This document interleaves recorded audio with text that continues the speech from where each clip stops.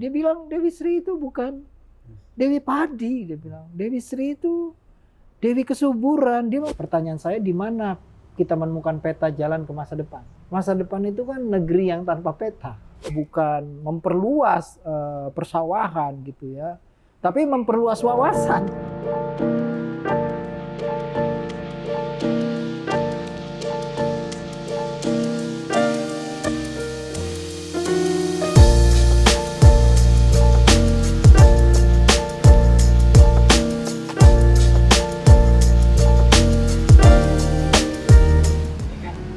Menarik, kalau kita bicara gagasannya Bung Karno kaitan dengan pangan, itu salah satunya yang tercantum jelas di dalam pidato itu. Dan harapan Bung Karno, Presiden Soekarno kepada sarjana-sarjana lulusan pada waktu itu Fakultas Pertanian itu cukup besar harapannya. Beliau bercerita tentang bagaimana kondisi pertanian kita. Beliau menyampaikan strategi kaitan dengan intensifikasi, ekstensifikasi. Dan di akhir beliau menyampaikan di dalam pidatonya ikhtiar tentang memanfaatkan, mengolah pertanian di tanah kering. Ternyata beliau bisa dikatakan cukup detail, bahkan menghitung kalori dan lain sebagainya itu. Bahwa kebutuhan kita setiap orang bagaimana, di negara lain berapa dan lain sebagainya, sehingga apa yang harus kita lakukan. Memanfaatkan pertanian kita bagaimana, itu ada intensifikasi, ekstensifikasi, sampai bahkan tanah pertanian. Bahwa Bung Karno menyampaikan di dalam pidato itu bahwa padi jenis tertentu belum tentu bisa ditanam di wilayah yang lain. Beliau membaca, memahami kaitan dengan tanah itu. Dan begitu ternyata pikiran Presiden Soekarno kaitan pangan ini kan luar biasa sekali gitu. Yang salah satunya dituangkan, disampaikan secara langsung lewat pidato itu gitu. Kalau menurut Mas Rizal? Ya, Bung Karno itu buat saya adalah dia siap dengan aneka ragam referensi ya, literatur untuk mempertahankan keyakinan dia tentang bahwa jawaban Indonesia ke masa depan, tantangannya itu adalah bagaimana kita bisa menyediakan Indonesia banyak makanan, menjawab tantangan dan peringatan dari FAO itu bahwa Indonesia akan mengalami krisis pangan. Jalannya itu justru bukan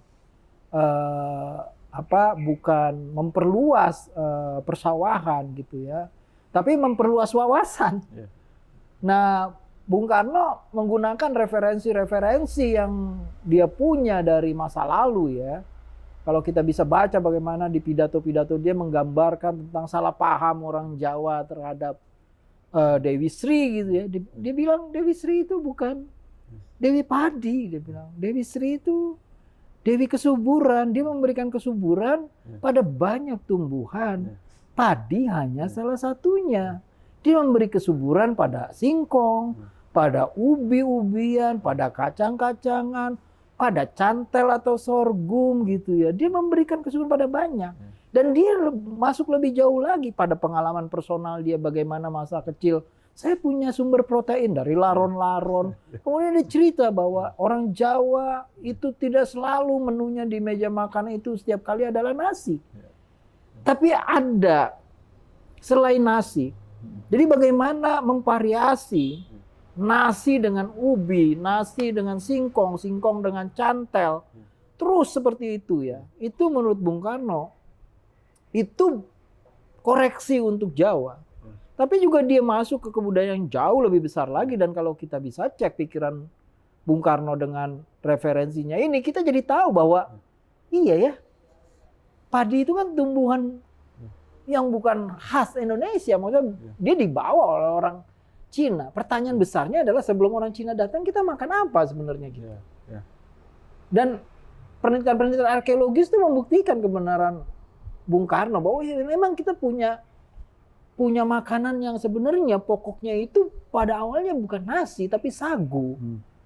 Dan dikombinasi dengan aneka macam umbi-umbian gitu. Nah, jadi Bung Karno menggunakan referensi itu untuk bicara gitu loh tentang kekeliruan, salah jalan, bahkan ketersesatan kita yang membuat kita terancam krisis pangan. Dan itu untuk Jawa ya, tapi kalau kita cek untuk Sumatera juga sama. Kalau kita baca buku-buku sejarah seperti dari Marsden gitu ya, History of Sumatera, kita akan menemukan bahwa orang Sumatera juga itu makanan pokoknya ya sagu gitu. Jadi sagu itu kan nggak bisa ditanam ya, tapi dia tumbuh dengan sendirinya begitu ya. So jadi kita bisa lihat kekhasan ekologi itu pada suatu waktu berubah dan otomatis dia mengubah pola hidup kita dalam masa sejarah yang lalu itu gitu. Dan buat Bung Karno itu harus dipulihkan gitu. Ini ada kekeliruan yang melenceng dalam sejarah dan itu yang harus kita kembalikan ke relnya. Nah, itu yang saya anggap bahwa dengan bacaan yang begitu luas ya, kita selama ini disempitkan seolah-olah Bung Karno hanya seorang binatang politik, pemikir ideologis. Tapi dia menurut saya ideologinya sederhana. Filosofinya dia itu ideologinya berangkat dari sebuah filosofi in action yang disebut sebagai Marxisme. Dan Marxisme itu petani. Dan petani itu tidak berarti bukan hanya dia seorang petani padi, tapi petani dalam arti yang luas gitu. Petani yang memberi sumber hidup dan mengelola tumbuhan untuk kita makan. Tadi Mas Rizal sempat menyampaikan ya, mengembalikan ke jalurnya, relnya tadi. Yang dimaksud kira-kira gimana, Mas? Dan kemudian kalau dikaitkan dengan kondisi hari ini, apakah mungkin kemudian? Apakah yang dimaksud kemudian, oh kita makan sagu lagi gitu sebagai menu utama kita? Ya itu yang saya katakan kita bisa belajar dari Soekarno. Dia menerapkan sebuah strategi kebudayaan. Karena kalau kita tidak berstrategi, maka kita punya nation itu akan mati dan kebudayaan tidak akan bertahan.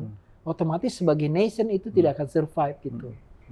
Dia akan menjadi bangsa budak begitu loh istilah Bung Karno ya, karena dia dijajah begitu lah.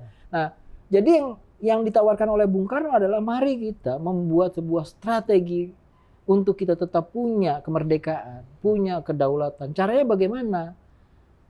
Ya, kita ikuti panduan strategi ini. Bukan dengan cara yang drastis, karena itu kalau kita baca Mustika Rasa di fase kedua yang ditawarkan bukan self-supporting beras, bukan swasembada beras, tapi pangan, makanan. Jadi ada gimana kita membuat diversifikasi pangan ini? Gimana menambah makanan? Kalau kita pagi makan nasi, siang bisa gak kita makan ubi atau singkong atau jagung atau kombinasi malamnya nasi dengan jagung. Nah, maksudnya seperti itu. Bukan orang dipaksa lagi memakan sagu setiap hari, tapi memulai mengenalkan bahwa ada makanan pokok lain. Dan leluhur kita dulu makan itu, punya tradisi itu, punya resepnya, punya artefaknya. Mengapa kita kehilangan itu? Padahal kalau kita mengikuti jalan itu, kita akan selamat. Hidup memang kan dijalani ke depan. Tapi dipahami ke belakang. Nah, kita diminta dengan berstrategi itu memahami untuk kita bisa survive ke depan. Please, tolong pahami. Kita harus belajar dari masa lalu. Kita nggak bisa terus jadi pemakan nasi. Kita harus menjadi makhluk kombinasi. Artinya kembali ke jalur itu adalah memahami, memaknai keberagaman pangan itu, kan gitu ya. Iya. Oke. Artinya buku ini kan sangat penting ya Mas. Bisa dikatakan buku ini sangat penting, terutama khususnya berkaitan dengan pangan kan begitu. Dan komunitas bambu dan Mas JJ Rizal juga sudah mengupayakan dan sudah berbuat sehingga kemudian buku ini bisa terbit lagi dan kita bisa membaca dan kita sudah membaca. Tetapi kemudian yang menjadi pertanyaan kemudian bagaimana benar-benar bahwa gagasan atau pesan yang ingin disampaikan oleh Presiden Soekarno melalui buku Mustika Rasa ini bisa sampai pada generasi sekarang ini dan kemudian bisa diwujudkan. Yang sesungguhnya sebetulnya kan tadi udah kita bahas ya bahwa kita menyadari kok. Tadi malah Mas Rizal menyampaikan kita terjadi krisis, kita ingat kepada Bung Karno. Cabai mahal, kita ingat kepada Bung Karno. Nah, kita berarti kan sadar itu. Sadar. Dan salah satu warisan Soekarno yang dikatakan di cover. Ya dalam musika rasa ini. Sehingga kemudian ketika kita mau keluar dari apa yang dikatakan krisis pangan yang memang isu itu semakin kesini ini semakin kuat, sebetulnya kan ada di musika rasa. Nah, pertanyaan saya kemudian, bagaimana kemudian tanda kutip membumikan mustika rasa? Membumikan itu dalam arti kemudian jika itu baik dan memungkinkan untuk diwujudkan, diimplementasikan, maka diimplementasikan. Kira-kira apa strateginya? Ya, ini menyangkut keluar dari teks ya, bagaimana teks yang sifatnya scientific ini gitu ya, filosofis ini gitu ya, tapi bentuknya unik, dia resep gitu ya, sebuah buku resep, menjadi sebuah kebijakan seperti dulu Bung Karno melalui Depernas, ya, kebijakan bahwa kita harus punya kembali sebuah strategi kebudayaan, kedaulatan pangan gitu. Nah, artinya memindahkan teks scientific dan filosofis ini ke ranah yang menurut saya bisa menjadi aktual dan menjadi kebijakan gitu. Itu hanya salah satu cara menurut saya. Cara yang kedua adalah apabila kita agak macet, agak seret, agak sukar untuk memindahkan teks ini walaupun kita punya kesadaran untuk sebagai bagian dari kebijakan politik, dia nanti akan muncul dalam bentuk kurikulum, muatan lokal gitu ya, secara lokal kalian itu makanannya diperkenalkan seperti ini, di daerah ini seperti ini gitu. Jadi ada kekhasannya, kelokalannya secara kultur mereka dipulihkan ingatannya begitu ya. Mereka dipaksa untuk melawan lupa begitu kan. Ya kan, tentang siapa diri mereka dari lidah yang mereka makan. Tapi menurut saya juga ada cara yang kedua adalah kita bisa membuat peta dan menemukan bagaimana tidak semua itu hilang maksud saya. Tapi ada komunitas-komunitas, ruang-ruang kecil yang sampai saat ini mereka punya perkebunan cantel, masih mempunyai tradisi dapurnya hidup dengan makanan-makanan yang menggambarkan tentang variasi makanan gitu ya, makanan pokok gitu. Itu yang menurut saya harus dirayakan, ya, harus dihidupkan, harus didengungkan dari yang kecil-kecil yang ada di seluruh Indonesia ini, itu harus dinaikkan mereka. Di mana kita temukan? Oh, kita masih menemukan kelompok komunitas di sebuah desa yang dapurnya masih menghidupkan tradisi makan yang menyimbolkan kekayaan keanekaragaman pangan kita. Kan selama ini tidak. Emang kita kemana-mana bikin liputan, penggambaran tentang perayaan kuliner, oh makan sedap-sedap, manyus-manyus. Tapi kan kita tidak pernah merayakan sebuah komunitas masuk ke dapurnya dan melihat, oh ternyata ini masih ada yang tidak terlapah oleh sejarah, tidak diterjang, selamat dari terjangan zaman. Mereka tetap hidup dengan pola kebudayaan makanan yang sifatnya otonomi gitu ya, punya bersifat otonom begitu ya dalam dapur mereka. Nah itu yang menurut saya bisa kita lakukan secara bersamaan gitu. Kita bekerja di tingkat grassroots di akar rumput di desa-desa menemukan dan kemudian merayakan itu sebagai satu contoh gitu ya. Nggak semuanya mati loh, ada yang hidup gitu loh. Tapi juga di atas harus ada yang bekerja secara politik bagaimana ini menjadi sebuah kebijakan, apalagi ke masa depan problem terbesar kita itu kan perubahan iklim dan yang paling berdampak pada pangan. Nah, itu artinya ada urgensi begitu. Di dua-duanya, urgensi di titik kelangkaan pangan, yang kedua adalah kita punya contoh-contoh yang masih hidup yang harus kita rayakan.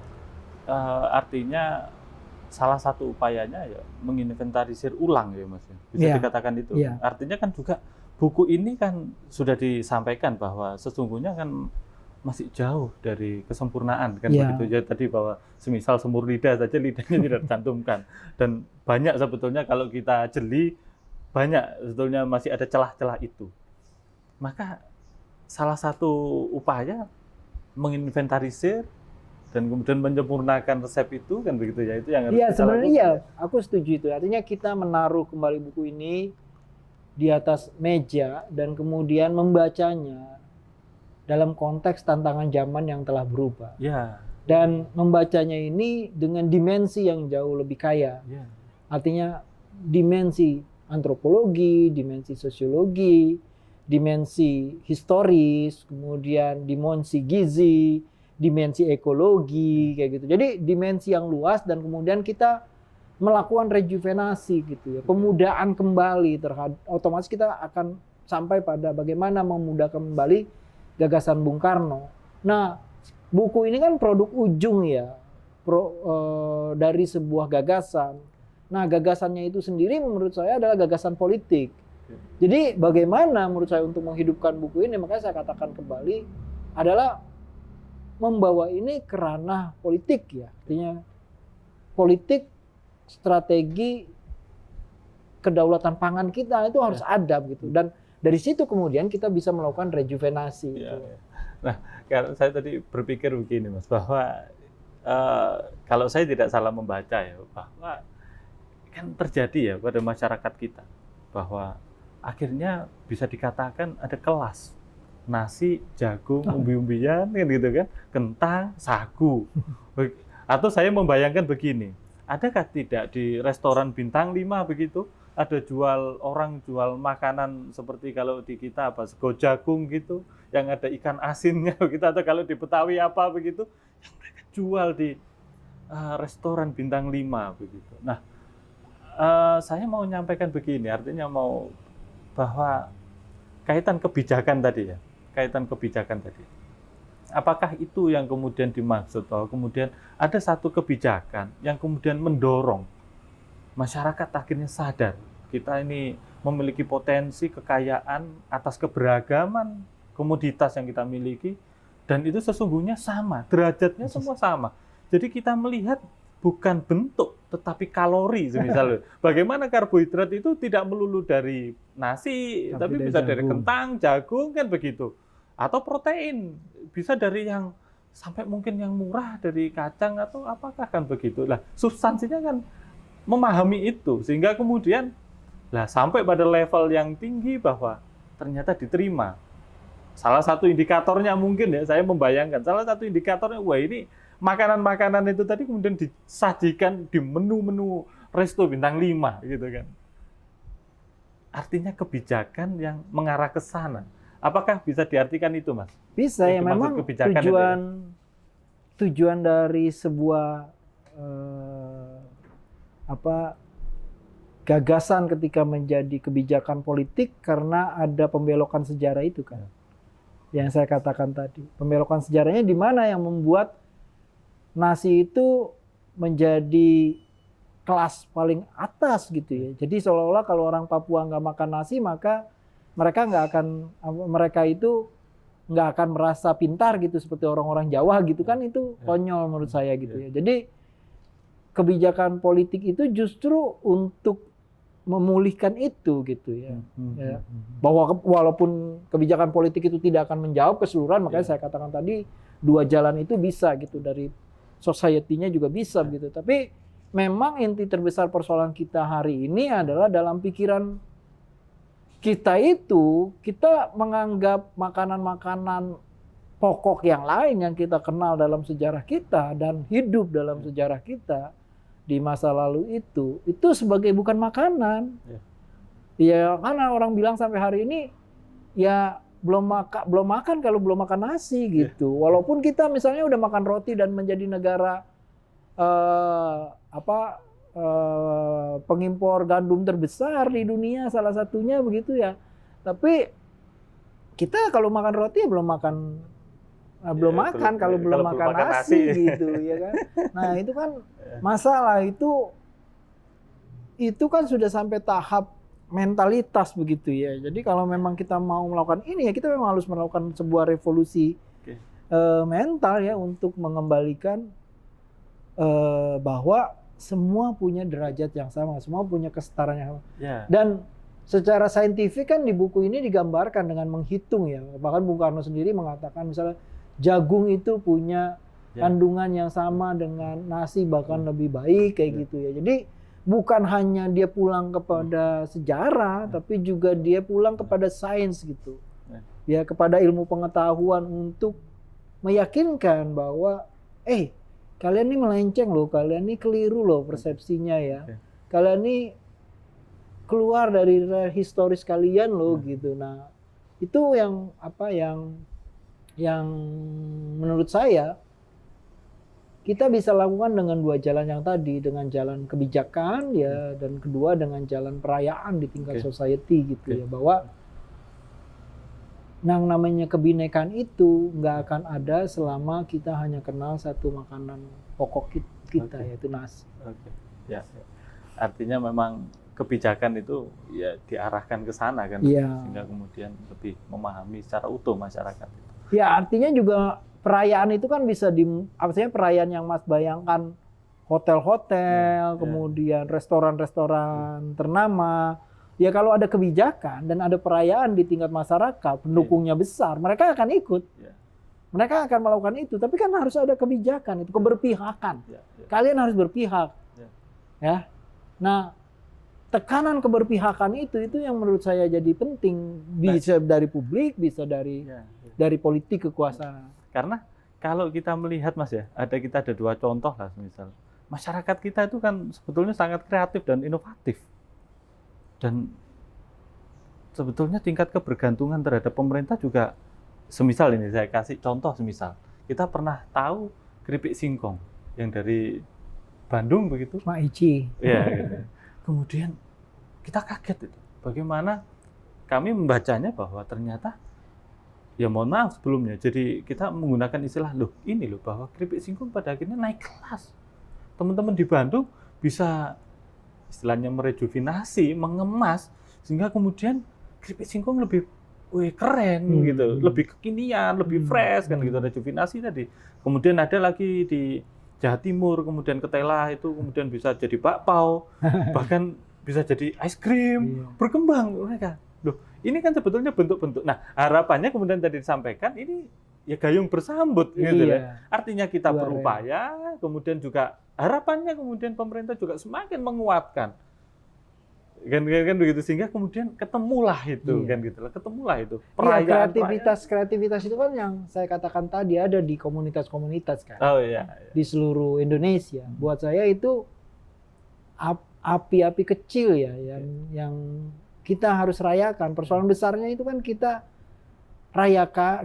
kurang merayakan mereka gitu. Kita melihat itu sebagai sebuah komoditas kapitalistik, bukan sebuah ideologi yang harus kita dorong bahwa ini jalan yang benar untuk mengembalikan ke rel yang sejatinya begitu. Nah, itu persoalannya di situ gitu. Jadi gimana caranya kita memberikan dukungan, support, bukan dalam artian support kepada produk dalam negeri, tapi produk yang memulihkan kesejatian diri kita. Itu yang terpenting menurut saya, bahwa kesejatian kita itu bukan hanya pemakan nasi gitu ya, tapi kita punya aneka ragaman di luar nasi yang sederajat, yang bisa dikelola dengan kreatif gitu ya, dengan tumbuhnya kampus-kampus gastronomi dan segala macam, sekolah-sekolah pendidikan makanan dan gizi itu dengan nilai dan kenikmatan dan penampilan yang bagus gitu ya. Itu yang menurut saya harus kita rayakan. Tapi juga itu saya setuju dengan Mas Haruska yang bersambut dengan kebijakan-kebijakan yang melihat ini sebagai bagian dari sebuah politik besar tentang strategi bagaimana mengembalikan ke rel yang dari periode yang panjang itu sedemikian rupa dibuat melenceng sangat jauh, seolah-olah makanan kita tuh hanya nasi gitu. Yang lain bukan makanan, itu cemilan. Nah, itu problemnya menurut saya. Oke Mas, pertanyaan terakhir Mas ya, bahwa Mas JJ Rizal sebagai sejarawan, Mas JJ Rizal tadi juga sudah menerangkan ya, bahwa pertanyaannya sejauh apa menurut Mas JJ Rizal ya, bahwa peranan sejarah di dalam berkaitan di dalam membuat sebuah kebijakan ya, khususnya ini kaitan pangan ini. Sejauh apa penting nggak pertanyaan sederhananya itu, sejarah itu penting nggak sih kemudian untuk kemudian apakah seorang pembuat kebijakan itu harus memperhatikan sejarah? Apa iya begitu kan itu? Menurut Mas Rizal sebagai sejarawan ini sejauh apa kemudian? Ya, pengambil kebijakan dan masyarakat luas itu kan akan berangkat ke masa depan kan. Pertanyaan saya, di mana kita menemukan peta jalan ke masa depan? Masa depan itu kan negeri yang tanpa peta. Ya kita hanya bisa menemukan peta itu pada masa lalu. Makanya tadi saya katakan, hidup dijalani ke depan, tapi dipahami ke belakang. Kalau kita tidak punya peta, kita nggak akan punya panduan. Otomatis kita akan terus terbentur, ya terantuk pada hal-hal dan kesalahan-kesalahan yang sama. Nah, wong keledai aja nggak terantuk pada batu yang sama untuk kedua kali, masa kita terantuk berkali-kali, terbentur berkali-kali gitu. Boro-boro terbentuk kata Tan Malaka, hancur iya, mengalami involusi iya, maju tapi tidak berkualitas. Apa yang diperingatkan Soekarno merespon peringatan dari FAO ya, bahwa ancaman terbesar kita adalah krisis pangan. Sekarang bukan hanya ancaman Indonesia, tapi ancaman seluruh dunia. Ya. Dan Soekarno pulang ke rumah sejarah untuk menjawab itu. Bahwa di masa lalu ada yang melenceng rel kita. Nasi itu bukan makanan utama kita, tapi ada makanan utama-utama yang lain gitu. Dia datang kemudian, dan kemudian kita mengenal variasi-variasi. Pertanyaannya, kenapa itu tidak ada hari ini? Kita bisa selamat ke masa depan, tidak akan mengalami krisis pangan. Kalau kita pulang ke rumah sejarah, kata Soekarno, kita meniru leluhur kita. Saya masa kecil makan laron, kenapa sekarang saya tidak bisa makan laron lagi? Saya masa kecil makan nasi jagung, kenapa nasi jagungnya sekarang hilang? Banyak kebudayaan-kebudayaan kita makan sagu, tapi sekarang tidak kenal sagu lagi, bahkan orang Sumatera makan sagu. Nah, ini yang buat saya sekali lagi mengajarkan kepada kita, dalam periode yang dekat, kita punya sebuah buku yang memperingatkan bagaimana masa lalu telah menginspirasi seorang politisi besar, legendaris, bukan hanya Indonesia, di tingkat dunia, yang namanya Soekarno, untuk belajar dari sejarah. Makanya Soekarno ngomong, walaupun itu ejekan ya, jas merah, jangan sekali-sekali meninggalkan sejarah. Tapi kan ada lanjutannya. Kalau kalian meninggalkan sejarah, kalian akan jadi persis monyet dalam gelap, cakar-cakaran gitu. Nggak punya derajat, martabat. Ya, orang yang nggak punya kemerdekaan lidahnya itu, ya orang yang nggak bermartabat buat Bung Karno gitu. Karena dia nggak bisa menjaga kemerdekaan dari hal yang paling sederhana, meja makannya gitu. Dan dia akan kehilangan sesuatu yang jauh lebih besar lagi, kebudayaan-kebudayaan yang membuat dia itu menjadi sebuah bangsa yang besar, karena punya kebudayaan-kebudayaan yang sifatnya puncak-puncak, katanya Dewantoro gitu. Karena habis. Kenapa? Karena dunia dapurnya hilang. Nah, dunia dapur itu yang buat Bung Karno menginspirasi dia. Oh, kita punya ruang pertahanan buat Indonesia yang namanya dapur. Karena dari dapur itu adalah benteng penjagaan keanekaragaman pangan Indonesia di tingkat lokal-lokal, dan tiap lokalitas itu punya uniqueness. Dan itu yang akan menyelamatkan kita, bukan memperluas politik pemberasan. Ya. Politik nasi bukan, tapi menghidupkan dapur sebagai benteng keanekaragaman pangan, memulihkannya kembali. Dan Soekarno ketemu itu dari mana? Dari sejarah, dari masa lalu. Dan dia percaya banget masa lalu itu berguna untuk memandu kita ke masa depan. Oke, terima kasih Mas JJ Rizal atas kesempatan yang sudah diberikan ke kami. Ya. Dan yang paling penting, kembali lagi Pak, kita mengucapkan terima kasih atas perkenannya Mas JJ Rizal ya, membimbing kita untuk membaca Mustika Rasa ini, resep masakan Indonesia warisan Soekarno, kan begitu Mas. Oke, nah kemudian bisa kita katakan Mustika Rasa ini buku yang sangat penting, dan saya rasa buku ini perlu kita gaungkan sehingga kemudian membumi, dipahami, dibaca secara utuh oleh masyarakat, khususnya masyarakat Indonesia. Karena buku ini juga bagian daripada upaya dalam menjawab sebuah tantangan, yaitu tantangan bagaimana kita memenuhi kebutuhan pangan, bagaimana kita bukan swasembada beras, tetapi swasembada pangan, kan begitu. Dan hal itu juga sudah ditegaskan oleh Bung Besar lewat salah satu kalimatnya yang juga sudah ditulis oleh Mas JJ Rizal di dalam pengantarnya di Musika Rasa, yaitu kepada orang lapar tidak bisa diberikan kepadanya pemikiran revolusi. Saya rasa itu dari saya. Terima kasih. Wassalamualaikum warahmatullahi wabarakatuh. Terima kasih Mas Rizal. Mari kita bergembira, sukaria bersama, hilangkan sedih dan duka. Selamat atas kemunculan YouTube Pak Kusnadi untuk mengemban amanah preambul pembukaan Undang-Undang Dasar, mencerdaskan kehidupan bangsa. Selamat berjuang Pak Kusnadi. Siapa bilang Bapak dari Blitar, Bapak kita dari Prambanan. Siapa bilang rakyat kita lapar?